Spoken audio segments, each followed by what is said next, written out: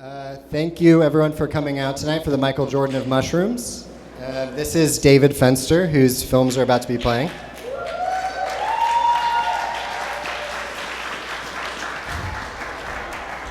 My name is Andrew. I am gratified to see all these mushroom enthusiasts here tonight. David and I met through Laura Copeland, who made the mushroom pate, as well as many of the other dishes in the back. Hopefully you guys got a sample. Also, there was a porcini Bloody Mary, which seemed to go pretty fast. There's like a liter of vodka that's been infused with porcini that's kind of heavy, if anyone wants to sample after this. The schedule of what we're going to do is we're going to watch 20 minutes of David's films, and then David and I are going to talk, and if you guys have any questions, that would be the moment. And then at 9, the Grateful Dead cover band Dick Pics will be playing for probably about 90 minutes. By way of introduction for these films, David makes a lot of different kinds of films, including documentaries and feature films. The selection that we're about to see are his mycology-related films, which took place over, 5 years? Yeah, about 5 years of interest in mushrooms are represented. 2 of which debuted at a event that David organized through Machine Project 3 years ago, I think? Yeah, I think it was in 2011. Which was the Fungi Fest? Yep. Which was a Machine Project / David Fenster group activity of performances and screenings and tastings. We had a resident mycologist. It was about a week long. We did stuff at the Hammer and at Machine Project, and there was slime mold races and mushroom hunting. 2 of the other films one of them is a compilation of home videos that David has taken, and then the other is the eponymous Michael Jordan of Mushrooms, which is a film you've been working on for a couple of years, right? Yeah, the 2 of them are from the Fungi Fest, and 2 of them are brand new, so you guys will be the first people to see them. One is a collection of my home movies of puffball mushrooms, and the other one is the Michael Jordan of Mushrooms. I think that's good. I think we should just kick into it, and then we'll touch back after that. Yeah, thanks for coming. So David and I are just going to talk until whenever, and we're here as enthusiasts, not as experts. If anyone has any questions, feel free to pop in. I guess the first question is, for both of us, I suppose, is why mushrooms? You make films about everything from, you make feature films, and then you also make things about the vector of timber from the forest to the production line, and usually on natural topics, right? Yeah, and other things, medieval martial arts, and I don't know, all kinds of stuff. It's funny seeing them all. I've never shown them all together like this, so it was amazing to get this opportunity. But it did kind of feel like mushroom propaganda, which is okay. I think maybe they need a little PR or something. I like the idea of mushroom propaganda. David Aurora has been a significant figure for both of us, I think, in our enthusiasm. The Michael Jordan of Mushrooms. He published the Mushrooms Demystified, and then its hip pocket guide companion, which is called All That the Rain Promises, examples of which are out on the table if anyone's curious. I think I got into mushrooms. I guess I had never liked mushrooms growing up. It was always my least favorite food in pizza and in salads. And so when I finally got around to taking a botany course in college, I was really surprised by the diversity of the ecology. And then as soon as you kind of learn anything about them, you start seeing them everywhere. And I was hiking in the Sierras, and I found some monsters, some king boletes that were the size of basketballs. Mm-hmm. And then you immediately look them up, and you are really easily able to tell what they are. And it's kind of this the wheels get turning, and I guess I never really stopped from there. Yeah. You were telling me about that you kind of ran across one of his books in the library, right? No, actually, I was living in Miami, and then I was planning like a month-long road trip to move back out to Los Angeles, and I went to the library and checked out like 10 or 11 field guides, and figured I'd see which one looked the most interesting, and then I'd buy it and try to. I don't know where that came from, but the mushroom one, like I didn't even look at the other ones, and the mushroom one, I think it was the Peterson guide, which isn't that great of a mushroom book. Maybe on the East Coast it is, but out here. Which guide? Peterson, kind of a standard field guide. But I didn't even, I thought there was like one kind of mushroom, the kind at the store, and so I saw all these forms and colors, and I couldn't believe they were real. So I got that book, and I started to look for them on that trip, and started to find a few, and yeah, I just was like stunned that they existed. And I was an avid hiker at that point, but they're the kind of things, sometimes they're just invisible until you get interested in them and start looking for them. And then I went to my first mushroom festival in Crested Butte, Colorado, and that's where people were like, oh, you have to get the David Aurora book. And then when I saw that book, I kind of fell in love even more with mushroom culture, mushroom people. David Aurora points out that North America is a fungophobic culture, that we inherited the values of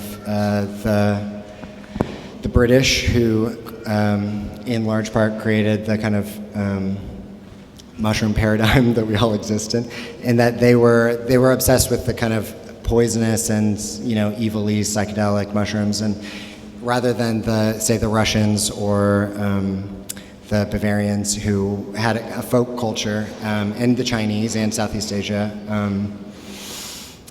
So we really only recognize the Agaricus bitoricus, which is the kind of commonly distributed white table mushroom, as being like a mushroom that is fit for eating, but that there are many cultures, including the Russians and the Chinese, et cetera, that have a much more diverse culture of collecting and eating. And so I think part of getting into mushrooms is kind of like lifting that cultural veil or something, and that like I'm still really nervous to eat things that I find, and part of that is growing up and being told that the things that were growing in the lawn would kill me, which very rarely they would. Do you think it seems like the tide's turning a little bit, that more people are, and maybe it's just because we're into it? I think it's like the Whole Foods tide. It's like everything is becoming more natural, and everyone's more accepting of that kind of a thing. But slowly, I think, even like definitely in the past 5 years, you see porcini and bluefoots and chanterelles and all kinds of things in the grocery store, but it's still. And it's kind of like we saw some chanterelles today at the market, and it's like fishing. If you go fishing, I grew up fishing, and if you've never had a fish that came out of the water that day, you sort of think, oh, the fish at the supermarket looks okay, and that's kind of how it is with mushrooms. You see the chanterelles and they look okay, but if you've ever seen them fresh out of the ground, you realize that the ones at the store sometimes have maybe been sitting around for a while or aren't so choice. Not to belittle hunting for mushrooms in grocery stores, since living in LA, which is drought-ridden, hunting in the grocery stores is kind of like one of the few ways to exercise that enthusiasm. But yeah, I was actually at Ralph's downtown looking for the porcini that went into the Bloody Mary, and they just have they probably have 50 pounds of moldy boletes sitting in and they're expensive too. And they're really expensive.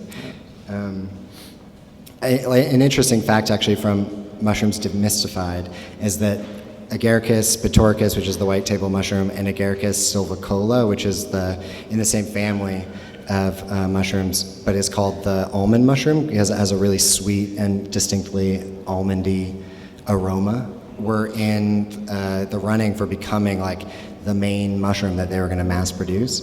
Both of them were really easy to create on a mass scale, and it was only through chance or whatever that that Agaricus bitorquis kind of became the American mushroom, which is a strange thing to think about since we associate the flavor of mushrooms with Agaricus bitorquis instead of with almonds or some other thing. And that's, like, once you get into mushrooms, you realize that mushrooms are just as varied as vegetables. I mean, there's a huge variety of things. Yeah, some taste like shrimp, and some taste like all kinds of stuff. Yeah, there are candy caps that people make into maple syrup and cookies and all kinds of... Yeah, hopefully that's like one thing if you've never thought about mushrooms and you see this stuff, you realize like, oh, they are a incredibly varied, you realize that fungi is this just incredibly diverse area. Yeah, I mean, I think that's what got me into it, was that the kingdom of fungi, I really had one mushroom in my head, and then you realize that there are puffballs and desert puffballs and conchs. Yeah, I recently moved to the desert, so out there you have to get interested in puffballs, otherwise there aren't really any other mushrooms to find, or into cacti. David and I became friends through the Los Angeles Mycological Society, I guess. I mean, mostly we're friends through Laura, who I've known since school, but we all kind of reunited at the Mycological Society, which is a group of people who get together from about August to, I don't know, April. And once a month they meet at the Natural History Museum. There's a speaker who talks about like a very wide range of topics. Usually it's someone who's traveling. So a couple months ago, someone who gives tours, mushroom tours of Tibet, spoke, and before that, someone was talking about hallucinogenic mushrooms in Mexico. So there's that, there's the speaking portion of it, and then also members will bring anything they find to the club, and there's a resident mycologist who will go over it, and then we talk about finds during the club meetings. And then there are also probably 5 or 6 forays a year where everyone gets together and goes hunting in San Bernardino or down by Lake Elsinore or even like Griffith Park, and everything is collected, and then we talk about it afterwards. And if you're interested, you should go check it out. There's all ranges of experience there, and it's actually really fun. So. Currently on break. I think they start in October, right? I got into mushrooms in 2008, which was, I think, the last year that California wasn't in a drought. And I was walking around Santa Monica, and I'd find like a 10-pound fruiting of honey mushrooms, and then I'd find like 50 inky caps like growing in the lawn in front of UCLA. And then every single year since then has been worse and worse. So I was really lucky to get into mushrooms when I did, I think. You really do, it's like a hobby that you kind of have to have things in front of you to keep it going. Yeah. Which has been good in a way. The drought's been good because I've been forced to go farther afield to find what I need. Anywhere from Griffith Park, which I go to regularly, of which is now currently terrible, and the Sierras, which are great, and then the Pacific Northwest in Utah and Colorado. But David moved to Marfa about 6 months ago, and has consistently been finding incredible things, actually, which is a testament that you can find them anywhere. Yeah, you can find stuff. You can't eat it. It's all weird, species, but that's kind of fun too, where, some people are just interested in psilocybin mushrooms. Some people are interested in culinary species, but if you're kind of just interested in them in general, you're never really that disappointed no matter where you are, because there's always mushrooms in every soil. I think he explains it in the video, but the mushroom's the fruiting body. It's like the piece of fruit on a tree. So the actual organism is underground, and all soil has mycelium in it. It's just if the conditions are right, the mushrooms pop up. So you can find them everywhere, but they're not always choice edibles. Are there other enthusiasts in Marfa? There's like one other guy, yeah. So not a huge community. I'd imagine that there's a lot of people doing psychedelic mushrooms out there. There are. That's incredibly popular. Psychedelic mushrooms commonly grow actually through that area because they follow the cow fields, the cow patties, right? I think they grow there. A little farther east, they start to get really good. New Mexico and such. Yeah. There's a popular myth which might not be a myth. I don't know, but. That when R. Gordon Wasson, who was a Russian mushroom enthusiast, and he did a touristic trip to Mexico, and he ended up being the first Westerner to find and experiment with the mushroom cult in northern Mexico. So he was the first person to do, the first Westerner to take mushrooms in that shamanic ceremony. And he came back and he wrote a Time magazine article about it in the 50s. And from then on, a bunch of Westerners like Burroughs and Ginsberg ended up going down there and bringing spores back. And I think within 10 years, the merry pranksters were supposedly spreading psilocybin spores throughout the national parks in the United States. So we have a lot of psychedelic mushrooms in the United States. And then after that, they discovered that there are something like 80 species of psychedelic mushrooms in the United States. But I've myself have never found them. Have you ever found them? I have not. I was with someone who found some in dung in Colorado, but that's just popped it right in his mouth. But that's the closest I've ever been. Yeah. I'm like really, I've found a lot of mushrooms in dung, but there are so many dung-loving fungi that I'd second guess it. Yeah, and now that I know a little bit more about mushrooms, I realize like how cavalier some people are about thinking that anything that grows in shit is psychedelic, or anything that stains blue has psilocybin in it. But so if you're gonna go hunting for that stuff, maybe learn a little bit more or be careful, or get somebody who knows what they're doing to identify it. You probably wouldn't die from anything you'd get, but you can get really sick. A common piece of hunting vernacular is the LBM, which is the little brown mushroom, which is just, there's so many mushrooms that are small and brown, of which psilocybe cubensis would, I think, fit into that characterization, that it usually takes someone who's really experienced, much more experienced than I'm sure either of us are, to differentiate them from each other. Yeah. Because they're and that has a microscope thousands. too, I think, right? Yeah. You can actually identify mushrooms that are tricky to identify sometimes by their spore shape. And spores, even though like when you see the puffballs getting dumped out, you can see them when they're millions of them together. They're usually microscopic individually, so you'd have to have a microscope to look at them. Yeah, judging by like ellipsoid versus, I don't know, all kinds of shapes, Yeah. apparently. I've never looked at them under a microscope. Yeah.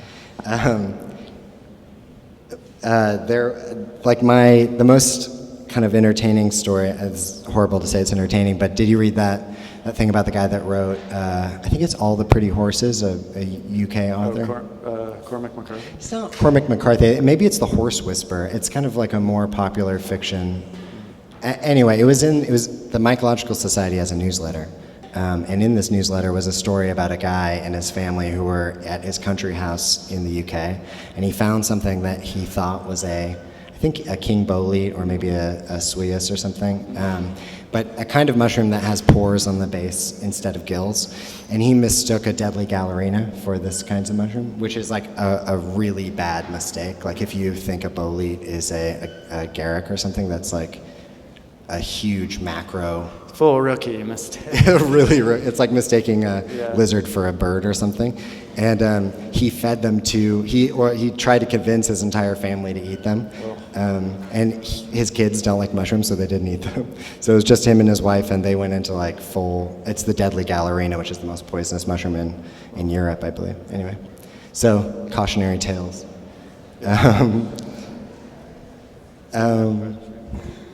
Oh yeah, if anyone has any questions, feel free to jump in. Are these interesting mushroom subjects? Or are probably people have heard of Paul Stamets. He did a TED Talk and wrote a book called, I think, 5 Ways Mushrooms, or no, Mycelium Running, but he talks about 5 ways mushrooms can save the world. He's an interesting figure too. Yeah. Can you talk about mycorrhizal association? Oh yeah, totally. I don't know. Mycorrhizal association means that certain mushrooms grow with certain types of trees, with the roots of those trees, and I believe it's like a symbiotic relationship. They both get something from each other, which for me is interesting. I was always interested in hiking and kind of looking at nature, but I didn't know much about it. And then when I started getting interested in mushrooms, some species of mushrooms grow with only certain kinds of trees, so I was forced to learn about certain kinds of trees because of that, and so in that way mushrooms have been this kind of portal to entire ecologies forming, because to learn the mushrooms you have to learn the trees. To learn the trees you have to learn what altitudes the forests are that have those kind of trees. So I don't know. I don't know if I can speak a ton about the science of it. Maybe you can.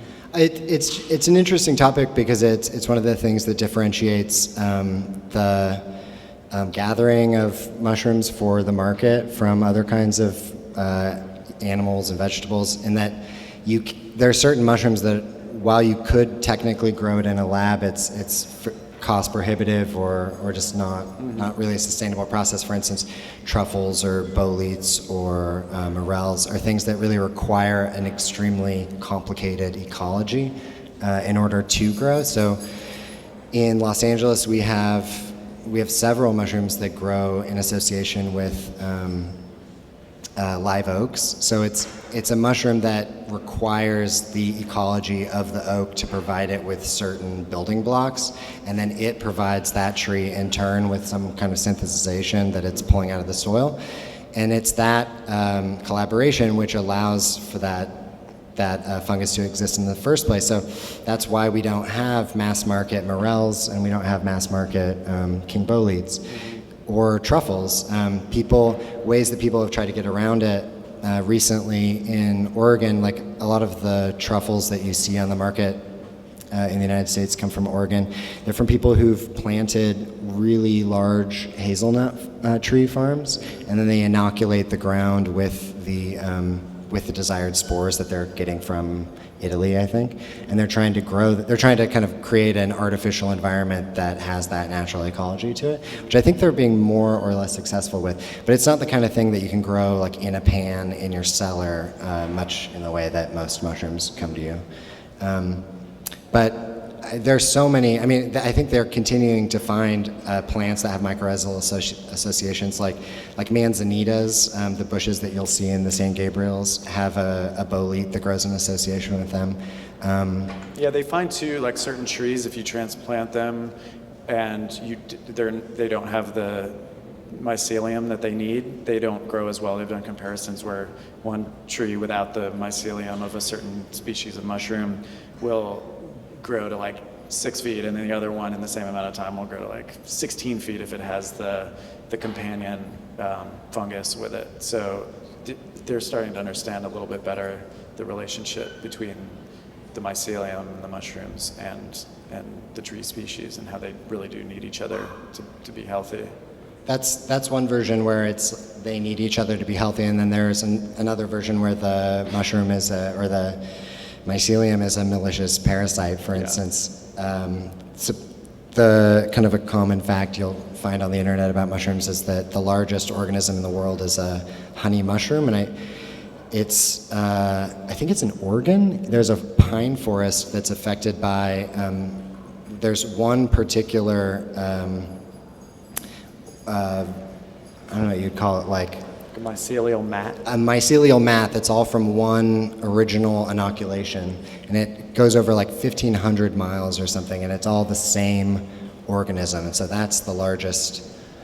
Yeah. Not necessarily the heaviest. I think a blue whale is still heavier because the mycelium is so incredibly fine, but it takes up the most space. Yeah. Yeah, and some mushrooms kill trees. I mean, there's ganodermas that if you find them in your trees, the trees die, and so they're not always friends of the trees, but sometimes. Also around here we have the blue stain fungus that in the San Bernardino Mountains they've been having this beetle bark or bark beetle problem, and it's this beetle that normally affects pine trees, but there's this fungus called the blue stain fungus that the beetle carries on itself, and when the beetle attacks the bark because it's trying to get into the softer wood underneath, the fungus actually tells it somehow. Is able to tell the tree not to use its natural defenses. So normally the sap would come down and kill the beetle, but the fungus is able to hold it off so that the beetle can drill in and then bring the fungus inside the tree. The beetle roots around, but then the fungus actually ends up killing the tree. So that's like a symbiotic relationship between insects and fungus. Yeah. Yeah. Hi, can you tell me us about the monologue in the beginning way in the beginning by the actor. What was behind that monologue? Who wrote that monologue? I wrote it. The actor's name was Jan Johnson, and he did some improvising on it. But yeah, it's something I wrote. It came out very, very quickly. I was thinking about the fact that the kind of iconic mushroom is this red capped white speckled mushroom from Mario Brothers and things like that, and how a lot of people don't think that is even a real mushroom, and it actually is, and it's even more magnificent in reality, or they think that that's kind of like the supermarket mushroom. It's representative of the total scope of the way mushrooms look, and so the idea was just that this kind of disgruntled anthropomorphized mushroom was kind of talking about how the relationship between his species and our species has kind of degraded over time, whereas the Siberians that were taking that mushroom religiously it went from that to now it's kind of in a video game and people aren't even sure if it's real. So he's arguing that the relationship has been degraded, and that's kind of where that monologue came from.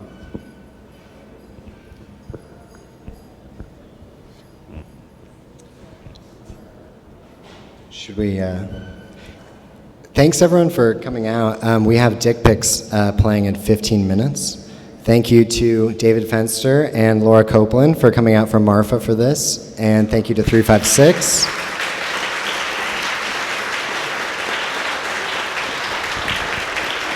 Yeah, thanks everyone.